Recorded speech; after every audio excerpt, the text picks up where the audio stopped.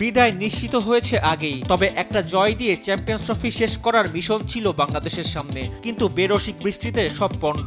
সেই বৃষ্টি হয়েছে বাংলাদেশ আর পাকিস্তানের জন্য দিন শেষে আশীর্বাদ। কোনো দলই ফেরেনি খালি হাতে চ্যাম্পিয়ন্স ট্রফি থেকে। বৃষ্টির বাধায় পরিত্যক্ত ম্যাচে বাবর রিজনদের সাথে 1 পয়েন্ট ভাগাভাগি করে দেশে ফেরার আগে শান্তর দলের জন্য হয়েছে পুঁজি। চ্যাম্পিয়ন্স ট্রফিতে নিজেদের শেষ ম্যাচে বৃহস্পতিবার পাকিস্তানের বিপক্ষে মাঠে নামার কথা ছিল বাংলাদেশের, তবে বৃষ্টির কারণে টস হতে পারেনি। প্রায় 1.5 ঘন্টা অপেক্ষার পর ম্যাচটি পরিত্যক্ত ঘোষণা করা হয়, ফলে দুই দলই 1 পয়েন্ট করে পেয়েছে। এবারের আসর থেকে বাংলাদেশের প্রাপ্তি এই 1 পয়েন্টই।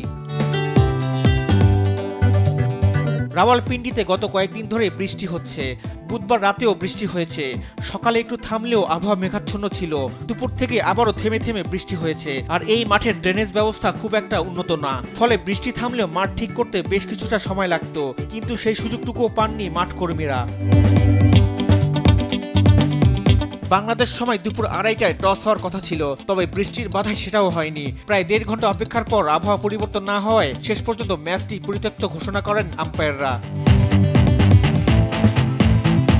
অবশ্য এই ম্যাচটি আসরের পয়েন্ট তালিকার কোনো প্রভাব ফেলেনি, কারণ আগেই দুই দলই আসর থেকে বিদায় নিয়েছে। নিজেদের প্রথম 2 ম্যাচের দুটিতেই হেরেছে দুই দলই, ফলে এই ম্যাচটি ছিল কেবলই নিয়ম রক্ষার লড়াই। কিন্তু সেই লড়াইয়ে বাংলাদেশ পাকিস্তান ছাপিয়ে জয় হলো বৃষ্টির।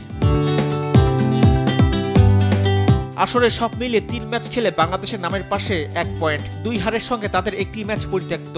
একই অবস্থা পাকিস্তানেরও, তবে নেট রান রেটে কিছুটা এগিয়ে থাকায় পয়েন্ট টেবিলে 3 থেকে আসর শেষ করল বাংলাদেশ, আর তলানিতে অবস্থান পাকিস্তানের। রিফাত আঞ্জুম, দেশ টিভি, স্পোর্টস ডেস্ক।